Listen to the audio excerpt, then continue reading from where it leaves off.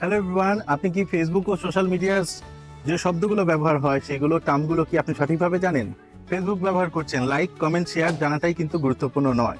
আপনি যদি স্মার্ট ইউজারদের মতো চিন্তা করেন, তাদের মতো আপনার হ্যাশট্যাগ, অ্যালগোরিদম এবং এঙ্গেজমেন্ট এই কথাগুলো কিন্তু খুব ভালোভাবে জানতে হবে।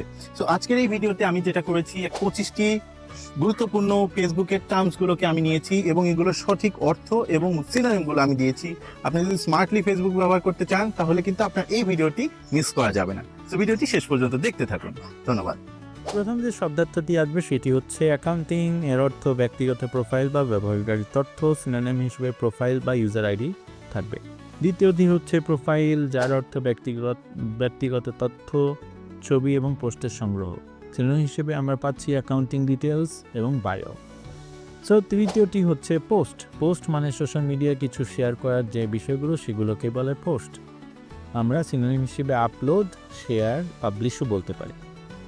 লাইক মানে পোস্ট বা কমেন্ট পছন্দ করা। হ্যাঁ, সো এটা সিনোনিম হিসেবে আপনি বলতে পারেন অ্যাপ্রিশিয়েট বা প্রশংসা করা। রিঅ্যাক্ট মানে প্রতিক্রিয়া জানানো। পঞ্চম যে ভোকাবুলারিটি রয়েছে সেটা হচ্ছে কমেন্ট। কমেন্ট মানে পোস্টের নিচে মতামত প্রকাশ করা, যেটা সিনোনিম হিসেবে থাকছে রিপ্লাই, উত্তর বা রেসপন্স।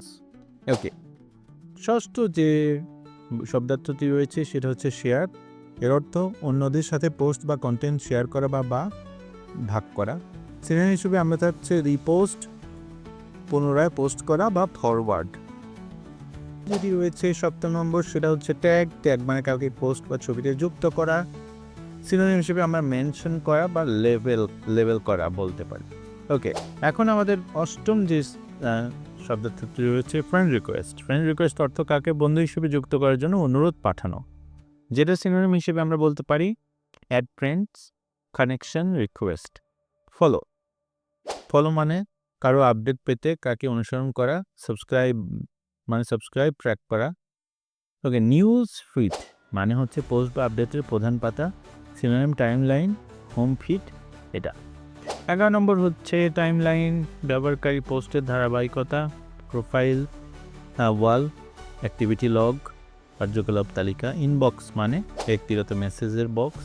সিনোনিম মানে মেসেজ, চ্যাট বক্স। 13 নম্বর যেটা রয়েছে সেটা হচ্ছে চ্যাট। অনলাইনে বার্তা পাঠানো গ্রহণ করার যে সিস্টেমটা রয়েছে সেটাই হচ্ছে চ্যাট। সিনোনিম হিসেবে আমরা কনভারসেশন বা মেসেজিং বলতে পারি। স্টোরি শব্দের অর্থ 24 ঘন্টা দৃশ্যমান অস্থায়ী পোস্ট, যেটা আপনার 24 ঘন্টা পর চলে যাবে। এটা হচ্ছে টেম্পোরারি পোস্ট, অস্থায়ী পোস্ট, স্টেটাস আপডেট। হ্যাঁ, ওকে, স্টেটাস মানে হচ্ছে বর্তমান অনুভূতি বা অবস্থা প্রকাশ করা। সিনোনিম হিসেবে আপডেট, মোড ব্যবহার করতে পারি। রিল, সংক্ষিপ্ত ভিডিও কন্টেন্টের জন্য আমরা রিল ব্যবহার করছি। শর্ট ভিডিও, সংক্ষিপ্ত ভিডিও, ক্লিপ। এখন আমরা দেখব হচ্ছে ভাইরাল মানে কি। ভাইরাল মানে দ্রুত জনপ্রিয় হওয়া পোস্ট ভিডিওকে ভাইরাল বলে।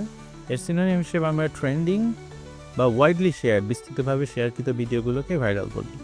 নোটিফিকেশন বা আপডেট বা নমুনার ঘটনার বার্তা আমাদের যেটা আসে, বা অ্যালার্ট বা আপডেট।